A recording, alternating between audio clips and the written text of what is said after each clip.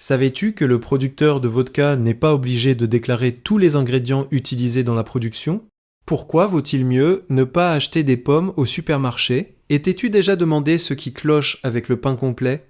Dans cet épisode, nous allons examiner de près 13 produits populaires des supermarchés français. Je vais te montrer de quoi ils sont vraiment faits, ce que les fabricants cachent dans la composition et pourquoi, après avoir regardé ce reportage, une partie de ces produits ne remettra jamais les pieds dans ton panier. Dans ce film, je ne fais pas peur et je n'invente rien. Tout ce que tu entendras est basé sur des recherches scientifiques, des analyses de nutritionnistes et sur les exigences légales d'étiquetage des denrées alimentaires. Avant de commencer, un avertissement. Mon objectif n'est pas que tu arrêtes de manger. Mon objectif est que tu saches ce que tu manges. Car un consommateur conscient est un meilleur consommateur. Commençons. 1. Les saucisses de Francfort. Les saucisses de Francfort sont parmi ces produits qui ont mauvaise réputation, et ce n'est pas un hasard. Le problème fondamental, c'est la viande séparée mécaniquement dans la composition. Ce n'est pas de la vraie viande, mais souvent une pâte faite à partir de restes après le dépeçage de la viande. Il peut s'agir de cartilage, de peau, de tendons et de tissus conjonctifs moulus sous pression. Nous avons là une teneur relativement faible en protéines et une teneur élevée en tout ce que tu ne mangerais normalement pas. Même si le fabricant écrit 100% poulet sur l'emballage et que dans la composition on lit « viande de poulet », comme dans cet exemple, cela signifie toujours que le produit peut légalement contenir des peaux, du gras et du tissu conjonctif, car techniquement, c'est aussi de la viande de poulet. À cela s'ajoute tout un arsenal d'additifs tels que les phosphates, le glutamate monosodique, le nitrite de sodium, l'amidon modifié, la protéine de soja et de l'eau, souvent mentionnés parmi les premiers ingrédients de la liste. Le nitrite de sodium mérite un chapitre à lui seul. Ajouté en tant que conservateur, il soulève de graves préoccupations sanitaires et est lié à un risque accru de cancer. La consommation régulière de charcuteries transformées, comme les saucisses de Francfort, augmente le risque d'incidents cardiovasculaires de jusqu'à 46%. Cela augmente aussi le risque de cancer du côlon, du sein et des poumons.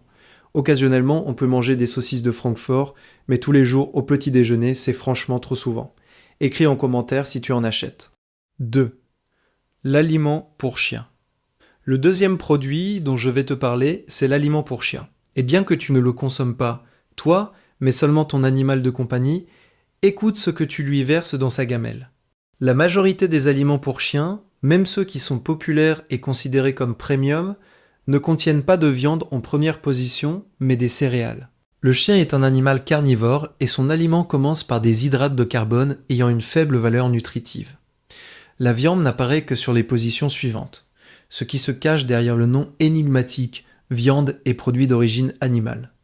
Cette formulation, en vertu de la loi, peut signifier littéralement n'importe quoi. Des peaux, du sang, des plumes, des sabots, des cornes et de la fourrure. Le fabricant n'est pas obligé de révéler exactement ce qui finit dans le sac. De plus, l'aliment contient souvent des colorants dont le chien n'a absolument pas besoin. En conséquence, la plupart des aliments pour chiens sont des pâtés contenant beaucoup de chimie et peu de viande. 3. Le fromage fondu. Le troisième produit, c'est le fromage fondu. Le fromage fondu n'a beaucoup moins en commun avec le vrai fromage que ce que son nom le suggère. Dans sa production, il n'y a pas de fermentation ni d'affinage naturel. Au lieu de cela, on utilise le chauffage, le mélange et la stabilisation de la masse avec des émulsifiants et des additifs. Il contient moins de protéines, plus de matières grasses, plus de sel et des ingrédients artificiels qui affectent le goût et la durée de conservation, mais n'ont pas de valeur nutritive. Le premier ingrédient dans la composition est souvent non pas le fromage, mais de l'eau. Un autre élément important, ce sont les graisses. Le plus souvent des huiles végétales hydrogénées, toxiques pour la santé.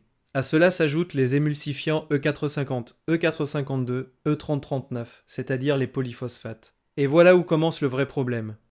L'excès de polyphosphate perturbe l'économie calcium-phosphore dans l'organisme. Ils peuvent causer des allergies, de la fragilité osseuse et aussi une hyperactivité chez les enfants. En d'autres termes, un produit qui ressemble à du fromage et qui est supposé fournir du calcium rend réellement son absorption plus difficile. Dans la composition de certains fromages fondus, nous trouvons aussi des acides gras trans, qui augmentent le taux de mauvais cholestérol et causent le développement de l'athérosclérose. Ils sont aussi cariogènes. 100 g de fromage fondu, c'est environ 300 kcal. Consommé régulièrement, il mène rapidement au surpoids, à l'obésité et à un cholestérol élevé. 4. Les pommes. Le numéro 4, ce sont les pommes. Je sais ce que tu penses maintenant. Après tout, les pommes sont un produit sain et naturel. Alors qu'y a-t-il de mal avec ça? Je vais te l'expliquer. Les pommes que tu peux acheter dans les magasins et les supermarchés sont souvent tellement belles qu'elles brillent. Cette peau brillante caractéristique, c'est un aspect dénaturé dû à la cire. Les producteurs couvrent souvent les pommes avec de la shellac, c'est-à-dire une résine obtenue à partir des fesses d'insectes ou de la cire de carnauba provenant de palmiers du Brésil. Ce qui est intéressant, c'est que ces deux substances sont aussi utilisées dans la production de cire pour les sols et les voitures. Pourquoi tout cela?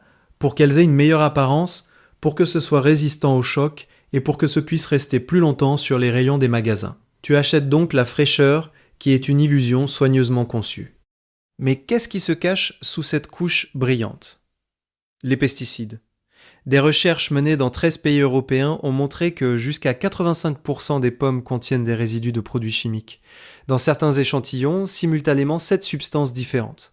La consommation prolongée de pesticides est associée au risque de troubles hormonaux, d'empoisonnement alimentaire et de cancer.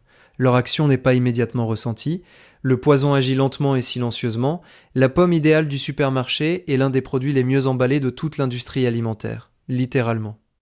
À ce stade, tu peux t'abonner à la chaîne. 5. Les nuggets de poulet. Le produit suivant, ce sont les nuggets de poulet cuits. Selon les recherches publiées dans l'American Journal of Medicine, elles ont révélé ce qui entre vraiment dans la composition de cette friandise à base de viande. On a trouvé dans les nuggets des os, des abats, du cartilage, du gras, de la peau et des veines de poulet. La viande elle-même ne représente que environ 50% du nugget. Comme l'a résumé le Dr Richard de Chazot de l'Université du Mississippi, une composition similaire a généralement la nourriture pour chien. Et le reste de la composition? Au-delà du mélange de viande, les nuggets reçoivent toute une gamme d'additifs artificiels et d'exhausteurs de goût. Les scientifiques en ont découvert pas moins de 30 sortes différentes. Regarde la composition que tu trouveras sur l'emballage. Eau, dextrose, amidon modifié, diphosphate, carbonate de sodium, lactate de potassium, acétate de potassium, triphosphate. Ce n'est pas une liste d'ingrédients de poulet, c'est une liste de substances chimiques qui font que ce mélange de viande moulue ressemble et goûte comme quelque chose qu'il n'est pas.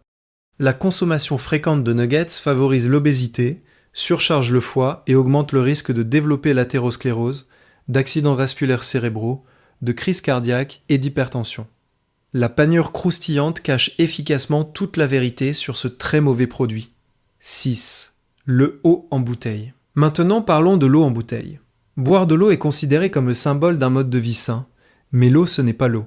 L'eau embouteillée dans les magasins peut être saine, mais seulement lorsqu'elle coule à sa source. Quand elle entre dans une bouteille, tout le charme s'évapore, et tout cela à cause des microplastiques et nanoplastiques. Le microplastique, ce sont de petites particules, presque microscopiques, de matière plastique. Le nanoplastique est particulièrement préoccupant. Ces dimensions microscopiques lui permettent de pénétrer dans les tissus du corps humain. Contrairement au microplastique, qui peut être retenu par des barrières physiques, le nanoplastique a la capacité de traverser les barrières biologiques, comme la membrane cellulaire, ce qui peut potentiellement entraîner son accumulation dans les organes et provoquer des réactions toxiques. Comment le plastique se retrouve-t-il dans la bouteille? Lors du remplissage et de la fermeture des bouteilles, le frottement mécanique et l'abrasion des surfaces des éléments en plastique libèrent des milliers de particules de plastique. Le transport et le stockage exposent les bouteilles aux vibrations, aux températures élevées et au rayonnement UV. Tout cela accélère la dégradation du plastique et la libération de micro- et nanoplastiques dans l'eau. Et les conséquences pour la santé? Le microplastique peut transporter des substances toxiques comme les pesticides et les métaux lourds qui s'accumulent dans les tissus et perturbent l'économie hormonale. Il provoque des problèmes du système nerveux et augmente même le risque de cancer. Il peut aussi affecter négativement le microbiome intestinal. En perturbant son équilibre, cela conduit à des problèmes digestifs et à un affaiblissement du système immunitaire. Évite donc les eaux embouteillées car c'est mauvais pour ta santé et en plus tu dois perdre du temps aux fontaines à eau. De meilleures alternatives sont les filtres à eau spécialisés au lieu de l'eau embouteillée. Tu as plusieurs options parmi lesquelles choisir. Des carafes filtrantes avec des cartouches charbon, des filtres montés sous l'évier avec des membranes osmotiques qui éliminent à la fois les microplastiques et les autres substances nocives, ainsi que des bouteilles réutilisables avec un filtre intégré. 7. Le beurre ou ce que tu crois être du beurre. Passons maintenant aux pâtes à tartiner, ou plutôt à ce que tu crois être du beurre et ce qui est en réalité quelque chose d'autre. Quand tu es au magasin et que tu vois un emballage jaune avec une vache, tu supposes d'emblée que c'est du beurre. C'est une erreur. La loi est très précise ici. On ne peut appeler beurre que le produit contenant de 80 à 90% de matière grasse de lait, pas plus de 16% d'eau et pas plus de 2% de matière sèche non grasse du lait. Le produit ne peut pas contenir d'additifs sous forme de graisse végétale. Ce que nous considérons comme du beurre, c'est généralement une pâte à tartiner, un mélange de graisse ou un produit beurreux. Il est composé de graisses végétales estérifiées auxquelles sont ajoutés des émulsifiants, de la lécithine, des antioxydants, des composés qui donnent la couleur et des arômes. En d'autres termes, c'est de l'huile végétale, de l'eau, des émulsifiants pour qu'elle se mélange, un colorant pour que ce soit jaune et un arôme pour que ça goûte comme du beurre. Tout est conçu pour que tu penses que tu achètes quelque chose que ce n'est pas. Retourne l'emballage et lis la composition. Si l'huile végétale occupe la première place au lieu de la matière grasse de lait, tu viens de trouver l'une des meilleures escroqueries de toute l'industrie alimentaire. Prenons comme exemple ce produit. C'est soi-disant du beurre, mais si tu lis la composition, en première position, c'est de l'eau, puis des huiles végétales et d'autres additifs. Bien sûr, les producteurs ne mentent jamais et n'écrivent pas beurre sur l'emballage, car quelque part au dos, c'est écrit ce que le produit est vraiment, par exemple un mélange de graisse. Pour ne pas te faire avoir la prochaine fois, regarde la composition d'un tel produit. Si c'est écrit que la matière grasse de lait dépasse 80% et qu'il n'y a pas d'additifs, alors tu achètes du vrai beurre. 8. Le saumon. Parlons maintenant du saumon. Le saumon est considéré comme un symbole d'une alimentation saine, car il contient des oméga 3, des vitamines et des protéines. Mais en achetant du saumon, tu dois le faire intelligemment. Le saumon sauvage vit dans des conditions naturelles, se nourrissant de crustacés et de micro-organismes. Grâce à cela, sa chair a une couleur rose caractéristique. Le saumon d'élevage, vendu dans les magasins, cependant, est souvent nourri avec des aliments à base de soja et de composants végétaux. Et c'est précisément pour cela que sa chair n'est pas naturellement rose. D'où vient cette belle couleur sur les rayons des magasins ? Certains producteurs de saumon d'élevage ajoutent à l'aliment des colorants synthétiques, l'astaxanthine et la cantaxanthine, pour donner à la chair une couleur rose intense. La couleur de cette viande n'est donc pas toujours naturelle. Mais ce n'est pas tout.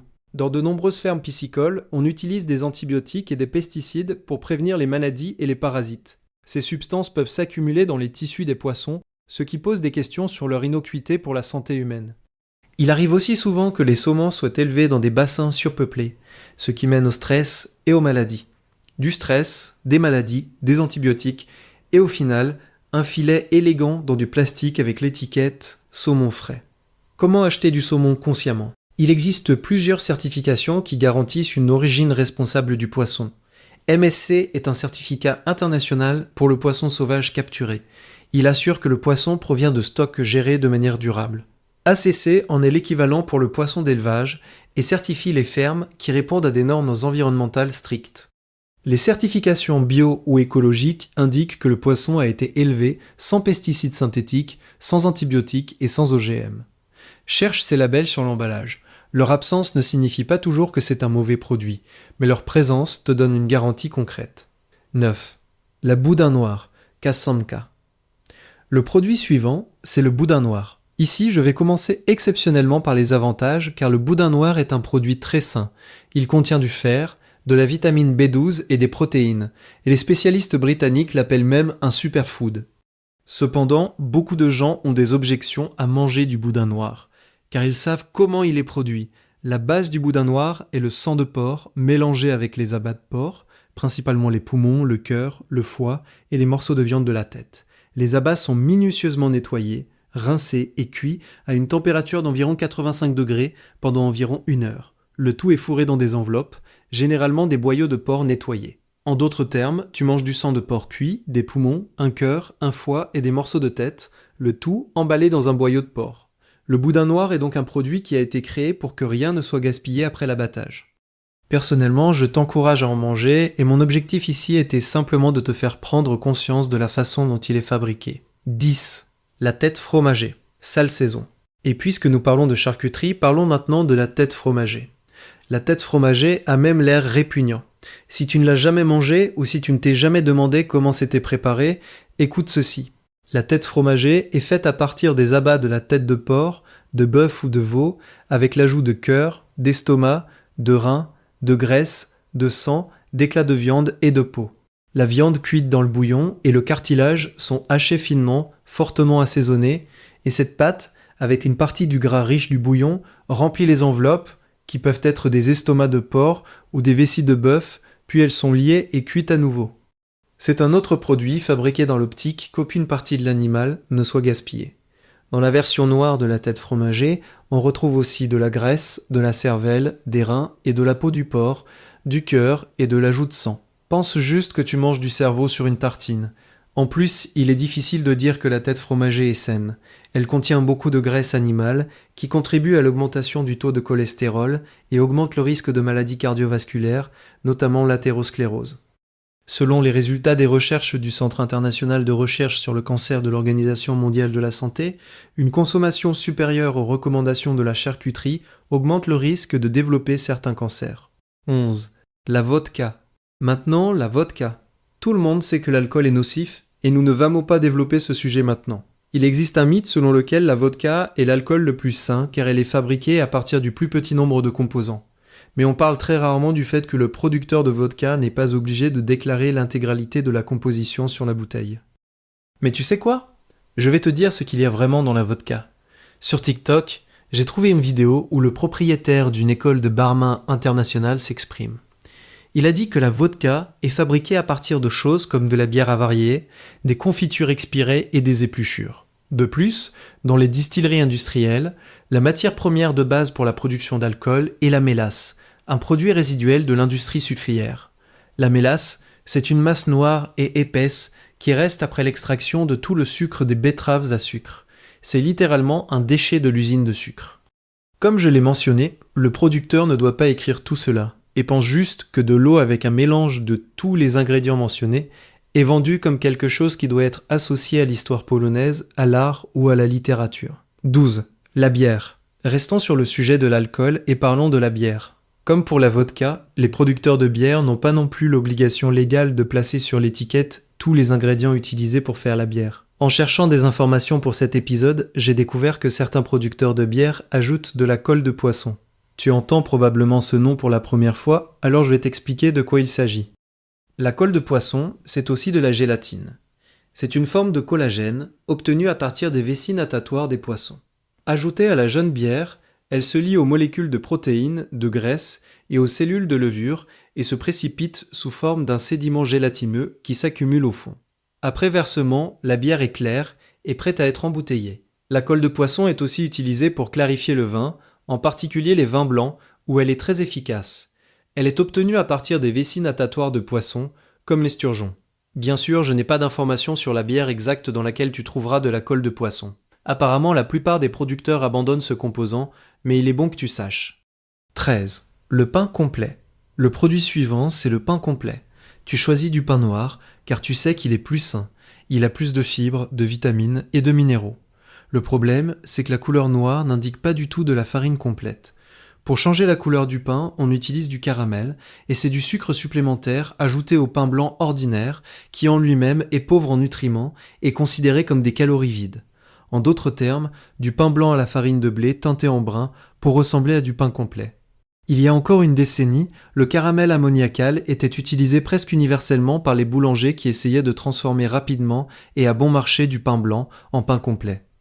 Des voix de consommateurs sont apparues, disant que le caramel mentionné cause de l'hyperactivité, des contractions musculaires incontrôlées, et peut même être la cause de maladies graves. Un vrai pain complet nécessite une bonne qualité de farine, du levain et beaucoup de travail. Il lève plus difficilement, a une structure plus compacte et s'effrite plus facilement. C'est pourquoi un boulanger malhonnête, au lieu de vrai pain complet, cuit du pain blanc, mais le teint en brun. Comment se protéger contre l'achat d'un faux pain complet ? Quand tu choisis du pain, tu dois compter sur l'honnêteté du producteur. La couleur du pain fraudé dépend de la quantité de caramel utilisée. Il n'y a aucun moyen d'évaluation à l'œil nu. Le vrai pain complet devrait contenir dans sa composition de la farine complète, de l'eau, du sel et de la levure. Idéalement, tu dois retourner l'emballage. Si au début de la composition tu vois de la farine de blé au lieu de farine complète, tu viens de tomber sur un renard bien peint. Et littéralement. Le prix peut aussi être pertinent. Si le pain est noir et bon marché, tu peux être sûr qu'il est teinté. 14. Les gommes, Zelki. À présent, nous allons au rayon des sucreries à la recherche de gommes. Les gommes vous attirent à l'achat. Elles ont l'air colorées et innocentes, mais pourquoi sont-elles tellement spongieuses et gélatineuses ? La gélatine en est responsable. La gélatine est fabriquée à partir de restes d'animaux, principalement de peau et d'os, bien que la production utilise aussi du cartilage articulaire, des ligaments, des cornes et des sabots. La production de gélatine implique la macération d'os, le trempage dans l'acide chlorhydrique et le rinçage, suivi d'une extraction à température élevée, une filtration, une déionisation, une microfiltration et une stérilisation. En d'autres termes, les gommes, ce sont des peaux, des os et des sabots d'animaux cuits dans l'acide, compressés dans une friandise sucrée en forme d'ours. Le produit fini est finalement enrobé de cire d'abeille pour obtenir une brillance. Et en termes de valeur nutritive, les gommes se composent presque à 80% d'hydrates de carbone et ont un indice glycémique élevé de 72.